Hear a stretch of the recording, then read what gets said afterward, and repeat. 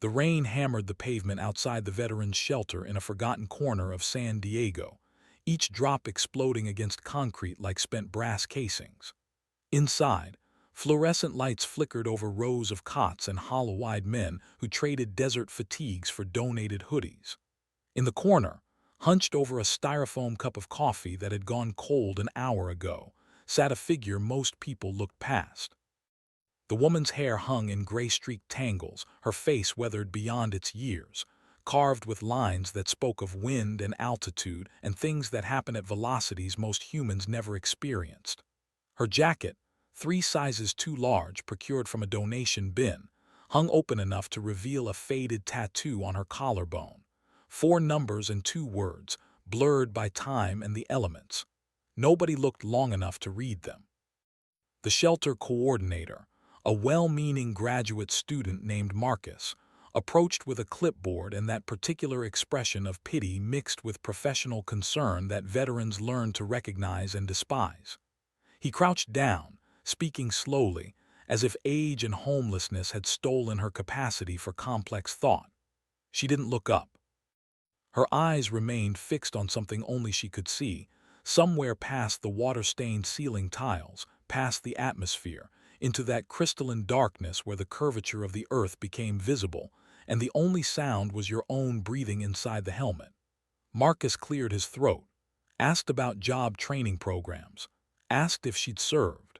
The question hung in the air like ordnance waiting to drop. Before she could answer, the shelter doors burst open with a violence that made every veteran in the room instinctively assess exits and threats. A man entered, his bearing unmistakable even in civilian clothes, the way he moved, the way his eyes swept the room in a tactical scan, the way his presence seemed to sharpen the very air. Colonel Marcus Webb, United States Air Force, though he wore no uniform to announce it. He was there on personal time, delivering surplus MREs to the shelter, a small act of service he performed quarterly without fanfare or press releases. His eyes moved across the room methodically, professionally, until they locked onto the figure in the corner. His entire body went rigid. The clipboard in his hand clattered to the floor. Every person in that shelter watched as this man, this colonel who commanded fighter wings and walked the corridors of power, went pale as if he'd seen a ghost. His hand moved to his chest, fingers trembling as they touched his shirt above his heart. The woman finally looked up. Their eyes met across 20 feet of linoleum and fluorescent despair. Webb's mouth opened, closed, opened again. When words finally came, they emerged as a whisper that somehow carried through the suddenly silent room. Viper, sweet God, Viper 7-3. The woman's expression didn't change, but something flickered in her eyes, recognition, pain, something vast and terrible and completely contained. Marcus the coordinator looked between them, confused, while every veteran in that shelter suddenly sat straighter, their instincts recognizing the presence of something significant, something sacred in the military tradition. The colonel took 3 steps forward, then stopped. His hand moved again, this time in a gesture so crisp, so perfect, that it could only come from decades of practice and in devotion that transcended career and rank. He saluted, a full, formal, parade ground salute held with absolute stillness, his eyes never leaving the woman whose call sign had just escaped his lips like a prayer. The shelter fell into a silence so complete that the rain outside became a roar. Marcus, the coordinator, stood frozen, clipboard forgotten on the floor, his mind racing to understand what he was witnessing. The woman in the oversized jacket stared at the colonel's salute, her face a mask that decades of survival had taught her to maintain. But her right hand moved, slowly, as if through water or memory, and returned the salute with a precision that cut through years of neglect and hardship. For 3 seconds that felt like 3 hours, they held the gesture. Then Webb lowered his hand and his composure cracked like overstressed airframe. Captain Iris Cale, he said, and the title carried the weight of resurrection. They told us you were dead. Her voice, when it came, was rough from disuse but carried an edge that could cut altitude. They told a lot of things, Colonel. Most of them were convenient. Webb moved closer, his movements careful now, as if approaching something precious and fragile. The mission over Kandahar. March 17, 2009. Your F-16 went down. We had confirmation. You had wreckage, Cale interrupted. You had a crash site. What you didn't have was a body. The other veterans were listening now, leaning in without appearing to, their instincts recognizing a story that mattered. Marcus found his voice. I don't understand. You're a pilot. You flew fighters. Webb turned to him, and the look in his eyes carried 15 years of grief and guilt. Captain Cale wasn't just a pilot. She held the record for the most combat sorties in Operation Enduring Freedom, 93 missions. She flew when other pilots were grounded. She flew when the weather was impossible. She flew when the Taliban had SA-7s painting the sky. He turned back to Cale. You flew when I ordered you not to. A ghost of something, maybe a smile, maybe a grimace, crossed Cale's face. You ordered a lot of things, sir. The forward operating base at Bagram had 32 Marines surrounded, ammo critical. Medevac couldn't get through, someone had to fly. Webb's jaw tightened. The ceiling was 300 feet, visibility under a quarter mile. Every surface-to-air system in the province was hot. Command had scrubbed the mission. Command wasn't on the ground bleeding out, Cale said quietly. Marcus felt like he was watching a play he didn't have the program for, but the other veterans understood. One of them, a former Army sergeant named Davis with a prosthetic leg, spoke up. She flew anyway. It wasn't a question. Webb nodded. Against direct orders. Took off in an F-16D loaded for close air support. The weather was so bad the tower couldn't even see her takeoff roll. We tracked her on radar, watched her navigate through terrain that would have killed anyone else. She dropped ordnance within 50 meters of friendly positions. Danger close doesn't even begin to describe it, and broke the siege. He paused, his voice dropping. Then her aircraft took a hit. SA-7 got her somewhere over the Hindu Kush. We watched the transponder spiral down, watched it disappear into a valley we couldn't even name. Search and rescue couldn't get in for 3 days because of the weather. By then, Davis leaned forward. By then the crash site was cold. Scattered, Webb corrected. The impact was catastrophic. We found pieces of the aircraft spread across 2 clicks. We found her helmet, her survival vest, blood on the ejection seat that matched her blood type. His voice cracked slightly. We buried what we found. I spoke at the memorial service. I told her sister that Iris died a hero. Cale's expression remained neutral, but her hands tightened around the styrofoam cup, crushing it slowly. You buried fragments and assumptions, Colonel. What you didn't bury was me. Marcus couldn't help himself. What happened? How did you survive? Cale was silent for a long moment, her eyes distant again, seeing cockpits and mountains and things that still visited her in whatever passed for sleep. I ejected at 800 feet doing 400 knots in a 40-degree bank. The Martin Baker seat did its job, but the landing didn't care about design specifications. I came down in a valley that wasn't on any map we carried. Broke both legs. Fractured ribs. Concussion that should have killed me. Webb sat down on a nearby cot, suddenly looking older. The Taliban controlled that region. How did you? I didn't get captured, Cale said, anticipating the question. I got lucky. A local shepherd found me before the Taliban did. He was Hazara, not Pashtun. His family had been killed by the Taliban 2 years prior. He carried me to a cave system that had been used by Massoud's fighters in the Soviet era. Kept me alive through the winter. My God, Webb breathed. We never knew all that time, we thought. I know what you thought, Cale said. I spent 4 months in those caves while my legs healed wrong. By the time I could walk, the Taliban had swept the area. The shepherd's village was gone. He got me to the Pakistani border to a Red Cross station. They didn't know what to make of me. No tags, no ID, no proof of who I was. The bureaucracy took over. Marcus was taking notes now, journalist instincts overriding his coordinator role. Couldn't you just tell them, show them your tattoo? That call sign must be registered somewhere. Cale finally let go of the destroyed cup, letting it fall to the floor.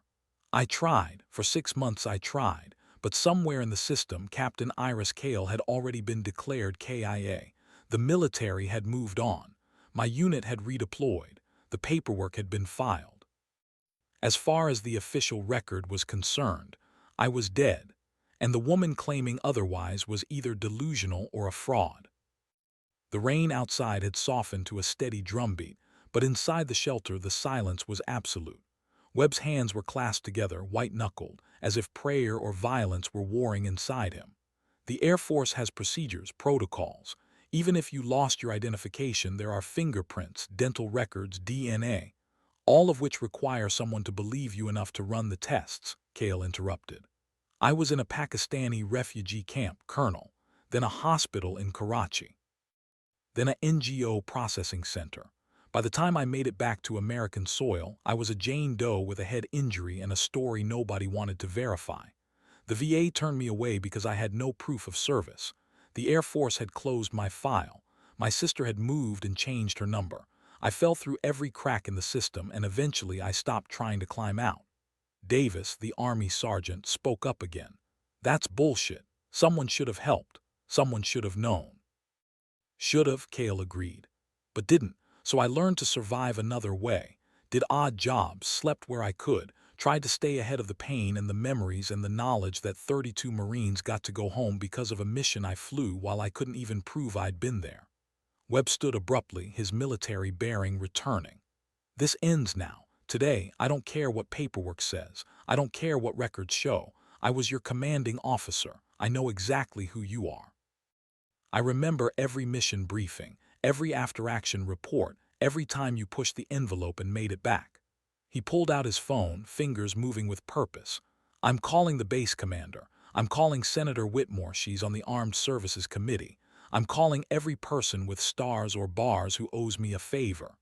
Cale watched him with something that might have been hope, or might have been the exhausted recognition that hope was dangerous. Colonel, it's been 15 years.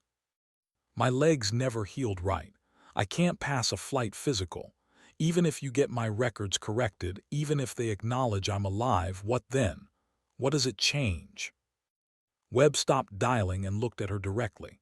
What does it change? Captain, you flew 93 combat missions. You saved countless lives. You have a silver star and 2 distinguished flying crosses with your name on them, sitting in a box in some archive because we thought you were dead. You have benefits, back pay, healthcare recognition. You have a legacy. I have a tattoo and memories, Cale said quietly. The rest is just paper. No, Webb said firmly. The rest is honor. The rest is justice. The rest is making sure that when people talk about the pilots who flew in those mountains, who faced impossible odds and kept flying anyway, your name is in that conversation. Not as a casualty, not as a statistic, as a warrior who survived. Marcus watched this exchange, feeling something shift in his understanding of the world. The other veterans were nodding, their faces reflecting recognition of something he was only beginning to grasp, that service didn't end with discharge, and sacrifice didn't always look like what the monuments depicted. Davis pulled out his own phone. I got a friend at the Times. They love stories like this. Decorated pilot declared dead, resurfaces homeless. That's front-page material. Cale's expression finally shifted, a flash of something sharp and dangerous. I'm not a story. I'm not some feel-good redemption narrative for civilians to share on social media. No, Webb agreed. You're a captain in the United States Air Force who never stopped serving, even when the service stopped recognizing you. And it's time that changed. He held out his hand. Come with me, right now. We're going to Miramar. We're going to walk into the base commander's office and we're going to start fixing this. Cale stared at his outstretched hand. Colonel, I've been homeless for 6 years. I smell like a dumpster. I haven't been inside a military installation since 2010. You can't just... Watch me, Webb interrupted. I'm a colonel, you're a captain. The chain of command still exists and I'm giving you a direct order. On your feet, Viper, we have work to do. For a long moment, Cale didn't move. Every person in that shelter held their breath, watching this woman who'd been invisible an hour ago suddenly become the center of everything. Then slowly, with visible effort, she stood. Her legs trembled, those legs that had healed wrong in an Afghan cave, that had carried her through 15 years of survival, that had operated rudder pedals through 93 combat missions. She stood at something approximating attention, and the muscle memory was there, buried under years of neglect but not destroyed. Yes, sir, she said, and her voice carried echoes of the pilot she'd been. Webb's face showed naked relief. Good, Marcus, I'm taking her. Whatever intake procedures you have, consider them waived. If anyone has questions, they can call my office." Marcus nodded, too overwhelmed to protest. "Should I? Is there anything she needs?" "Everything," Webb said bluntly. "But we'll start with what matters. Captain Kale, collect whatever personal effects you have. We leave in 5 minutes." Kale looked around the shelter, at the cot she'd slept on, at the few possessions in a plastic bag underneath, at the other veterans who'd become her community in this forgotten place. "My gear won't take 5 minutes, but Colonel," she paused. "Why now? You've been doing these supply runs for how long? You said quarterly. That's 4 times a year. How many times did you walk past me without knowing?" Webb flinched as if she'd struck him. "I don't know, I can't. God, Iris, I don't know. I should have looked closer, I should have seen." "You saw a homeless veteran," Kale said, "just like everyone else. There are 12 million of us. You can't save them all." "No," Webb agreed, "but I can damn well save you, and then maybe we figure out how to save the next one."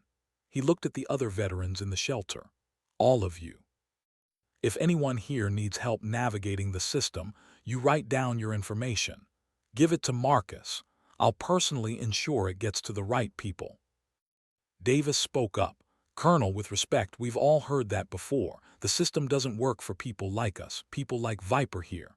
Webb turned to him and his expression was granite. "Then we break the system and build a better one, but it starts here. It starts now. It starts with making sure that a decorated combat pilot doesn't spend another night on a cot in a shelter when there's a BOQ with her name on it." He turned back to Kale. "Are you ready, Captain?" Kale grabbed the plastic bag with her possessions, everything she owned in the world fitting into something that had once held donated children's clothes. "I stopped being ready for anything about 15 years ago, Colonel, but I'm still breathing. That'll have to be enough." "It's more than enough," Webb said. "Let's go bring you home." They walked toward the door together, the colonel and the captain, and the rain had stopped. Outside, Webb's car, a practical sedan, nothing fancy, waited in the parking lot. He opened the passenger door for her, a gesture of respect that made Kale pause. "Sir, I haven't sat in a vehicle like a regular person in a long time. I usually ride in the back of trucks or walk." "Well, you're a passenger now," Webb said. "And when we get to Miramar, you're a lot more than that. You're a resurrection." Kale slid into the seat, and the simple comfort of it, cushions that weren't torn, a space that was clean, a door that closed properly, hit her with unexpected force. Webb got in the driver's side and started the engine. For a moment neither spoke. Then Kale said, "Colonel, I need you to understand something. Even if you fix my records, even if you get everything restored, I'm not the same pilot who went down in 2009. That woman died in the crash, even if her body didn't. What came back from those mountains is something else." Webb pulled out of the parking lot, windshield wipers clearing the last remnants of rain. "I understand that, Iris." "I do, but the Air Force doesn't discard its people. We lost you once. We're not going to make that mistake again." The drive to Marine Corps Air Station Miramar took 40 minutes through San Diego traffic. Webb spent most of it on the phone, his voice escalating from professional to barely controlled fury as he navigated the bureaucratic maze. Kale listened in silence, watching the city pass by the window, a place she'd lived in but never belonged to, full of people who moved through their lives with certainties she'd forgotten how to feel. "I don't care if it's irregular," Webb was saying to someone on the other end. "I'm standing outside the main gate at Miramar with a captain who was declared KIA 15 years ago. Either you open this gate and extend every courtesy, or I call the Secretary of the Air Force directly and explain why one of our decorated pilots has been sleeping in shelters because the system failed her. Your choice has 30 seconds. The gate opened. Webb drove through with the satisfaction of a man who just won a battle, however small. The base spread before them, hangars and operations buildings and aircraft on the tarmac, the machinery of military aviation in full function. Kale stared at an FA-18 Super Hornet conducting ground tests, its engine spooling up with a sound that resonated in her chest like a remembered prayer. "They retired the F-16s from active duty here," Webb said, noticing her gaze. "The Viper, the aircraft, not the pilot, got moved to reserves and guard units. Everything here is Super Hornets and F-35s now." "Progress," Kale said, but the word came out hollow. "The mission doesn't change, just the tools." Webb parked outside a building marked Wing Operations and turned to her. Before we go in, I need to ask, what do you want out of this, honestly? Beyond the records and the recognition, what does Captain Iris Kale need? Kale took a long breath, considering. I want to stop being invisible. I want people to know that I was there. I want those 32 Marines to know that the pilot who saved them didn't just disappear into some classified file. And, she paused, I want to fly again, even if it's just once, even if it's just to remember what it felt like to be that person. Webb's expression softened. The medical requirements for flight status are strict. With your injuries, I know, Kale interrupted. I'm not asking for a return to active duty. I'm not delusional, but there are simulators, there are incentive flights.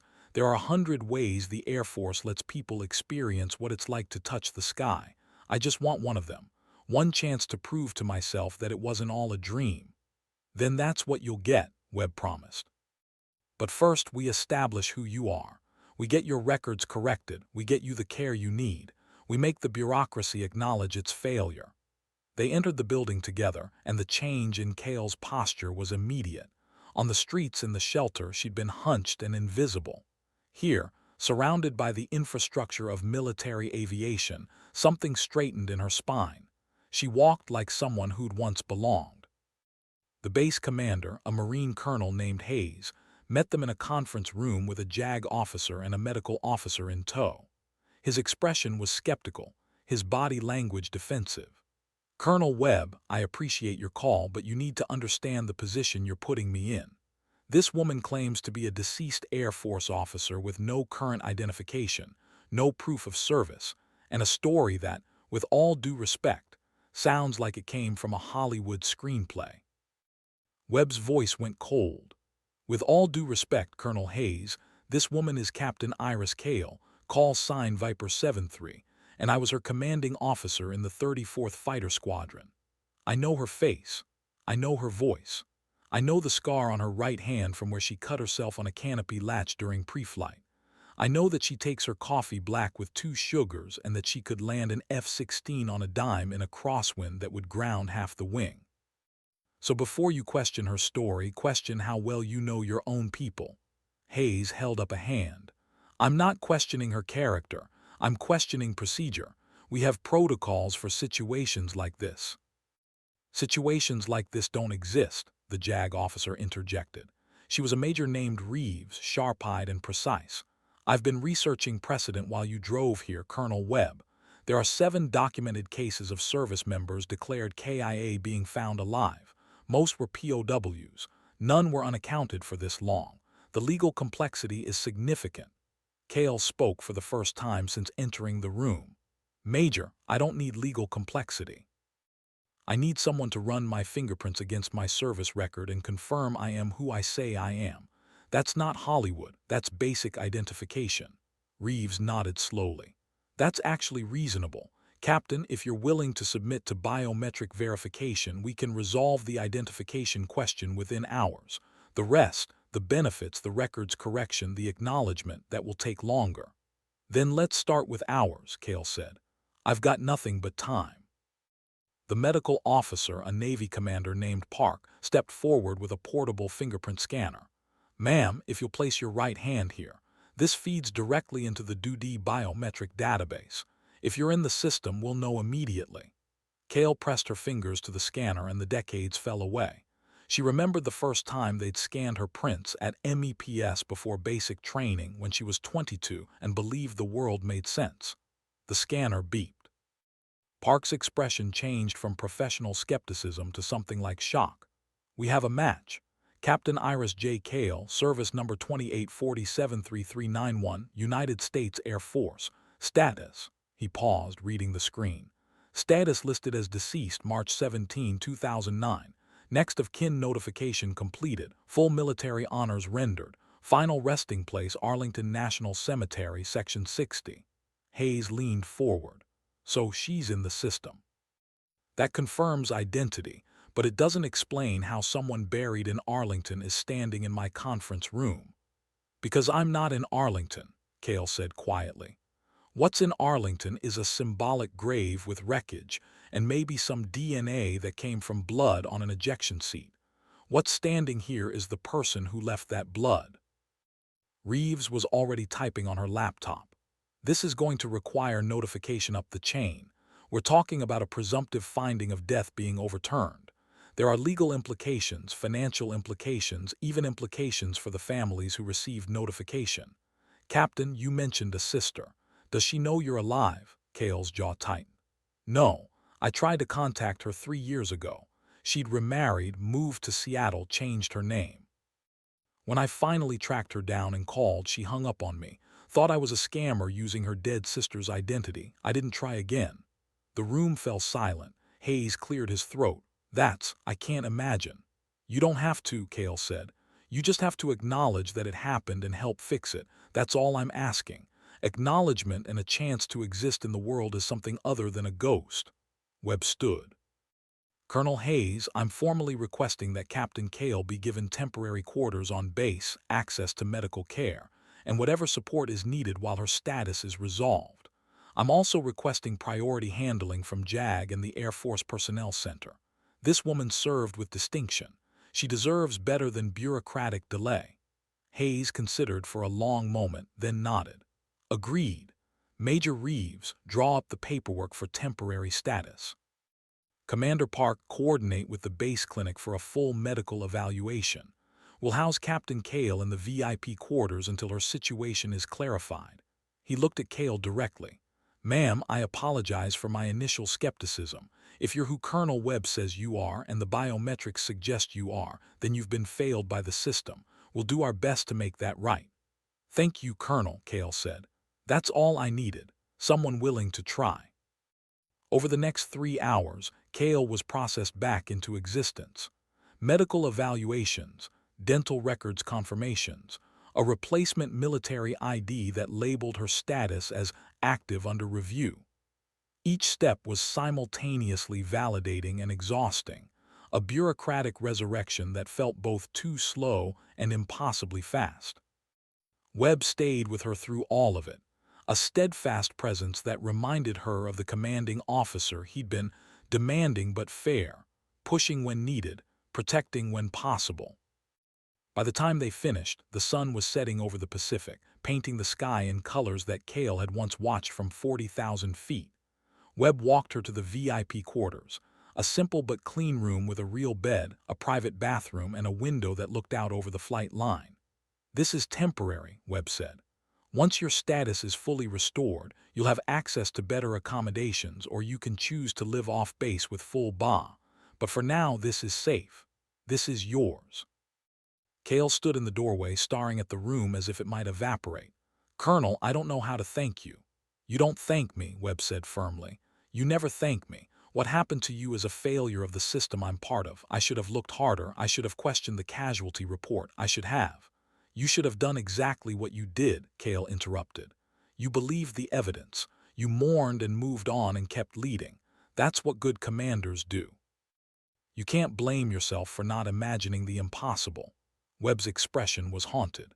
After you went down, I wrote the letter to your sister. I stood at the memorial service and talked about your sacrifice. I carried the guilt of ordering you not to fly that mission, knowing you'd fly it anyway because that's who you were. For 15 years, I've carried that. And now you're here, and I don't know whether to be grateful or furious that you let us believe you were dead. I didn't let you believe anything, Cale said. The world decided I was dead, and I didn't have the strength to convince it otherwise. That's not on you. That's on a system that values paperwork more than people. Then we change the system, Webb said. Starting tomorrow, we make noise. We get your story to the right people. We make sure this never happens to another veteran. Cale nodded slowly. And tonight you rest, you sleep in a real bed, you eat real food. You remember what it feels like to be safe. He turned to leave, then paused. Viper, one more thing, that mission, the 32 Marines, they all made it home, every single one. Their commander wrote you up for the Silver Star. I approved it. It's in your file, waiting for you. Something cracked in Cale's carefully maintained composure. They made it home, she repeated, as if the words were a talisman. They made it home, and you made that possible. Don't ever forget that. Webb left her then, closing the door with a soft click. Kale stood alone in the room, this space that was hers for the first time in years, and felt the weight of the day pressing down. She moved to the window, looking out at the darkening flight line where aircraft sat in silent rows, and remembered what it felt like to belong to that world. Her hand moved to her collarbone, tracing the faded tattoo. Viper 7-3. The numbers and letters that had defined her, that had been her identity when rank and name weren't enough, that had marked her as someone who flew and fought and survived. She'd survived the crash, survived the mountains, survived the system's failure. And now, impossibly, she was being given a chance to survive as herself again. The thought was terrifying. That night she slept 12 hours straight, dreamless and deep, the kind of sleep that came from safety and exhaustion in equal measure. When she woke, light was streaming through the window and there was a knock at her door. It was Commander Park, the medical officer, carrying a tablet and a cautious smile. "Captain Kale, I have the results of your medical evaluations. Do you have time to discuss them?" Kale sat up, instantly alert despite the lingering fog of real sleep. "I have nothing but time, Commander." Park sat in the room's single chair, professional but not unkind. "Your injuries are extensive. Both tibias healed incorrectly. They'd need to be rebroken and set properly for full function. You have chronic pain indicators, likely from the inadequate healing. Your cardiovascular health is surprisingly good given your circumstances, but you're undernourished and dehydrated. Dental work needed, vision still excellent, surprisingly, and," he paused, "you have PTSD markers that are off the charts." "That's not a surprise," Kale said. "I've been living with it for 15 years. The VA has programs. The base clinic can provide initial treatment. But Captain, with your permission, I'd like to bring in a specialist, someone who works specifically with pilots who have experienced severe trauma." Kale considered. "And if I refuse treatment?" "Then you refuse treatment," Park said simply. "But you've spent 15 years surviving alone. Maybe it's time to try surviving with support." "Maybe," Kale agreed. "Set it up. I'll talk to whoever you think can help." Park nodded, making notes on his tablet. "The orthopedic surgeon wants to see you about your legs. Colonel Webb has requested you be given priority for all care." "That's unusual, but given the circumstances, the base commander approved it." "The colonel is going out on a limb for me," Kale observed. "He feels responsible," Park said, "probably because he is, at least partially. The system failed you, Captain, but systems are made of people. Some of those people could have done more. And some did everything they could with the information they had," Kale countered. "I don't want this to become a witch hunt. I want acknowledgement and help moving forward. That's all." "That's very gracious of you," Park said. "Most people in your position would want heads to roll." "Most people in my position are dead," Kale said flatly. "I'm just trying to figure out how to live." Over the following week, Kale's resurrection became official. The Air Force Personnel Center confirmed her identity, updated her records, and began the complex process of reinstating her status. The back pay alone was staggering. 15 years of captain's salary, with interest and adjustments, deposited into a bank account she'd thought closed years ago. Major Reeves handled the legal complexities, untangling the presumptive finding of death, notifying the necessary agencies, even coordinating with Arlington National Cemetery to address the symbolic grave. "It will remain," Reeves explained during one of their meetings. "Some families want it as a memorial. But the marker will be updated to reflect that you survived. It's unusual, but there's precedent from POW cases." "Let it stand," Kale said. "Part of me did die in those mountains. Let that part stay buried." The story began to leak despite attempts at discretion. First, within the base, whispered conversations, pilots pointing as Kale walked to medical appointments, questions asked and half answered. Then beyond the base, as word reached the Pentagon, as old squadron mates learned that Viper hadn't died after all. The calls started coming. Old friends, former wingmen, people Kale had flown with and fought beside, all trying to reach across 15 years of absence. Most she didn't answer. She wasn't ready to be that person again, the one who'd been easy with camaraderie and belonged to a community. But one call she did take. Lieutenant Commander Jake "Torch" Morrison, who'd been her wingman on 7 missions before transferring to the Navy. His voice on the phone was shaking. Viper, they told me you were on the line and I didn't believe them. I was at your memorial service. I spoke about you. How are you? How is this possible?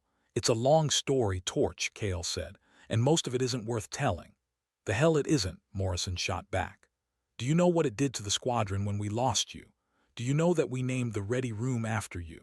That every new pilot gets briefed on the Viper 7-3 mission as an example of courage and sacrifice? You're a legend, Iris, and now you're alive. That changes everything. It doesn't change anything, Kale said quietly. I'm still the same person who went down, I'm just breathing. No, Morrison insisted. You're more than that. You're proof that we don't leave people behind even when the system says we did. You're proof that. I'm proof that the system fails, Kale interrupted. I'm proof that legends are just stories we tell to make sense of loss. Don't make me into something I'm not, Jake. I'm just trying to survive. There was silence on the line. Then Morrison said, you always were stubborn. Fine, you're just surviving, but you're doing it here with us and that matters. When they let you, I'm flying to Miramar. I'm buying you a drink, and I'm showing you the Ready Room with your name on it. I'll believe it when I see it, Kale said, but something in her voice had softened. After she hung up, she sat in her quarters.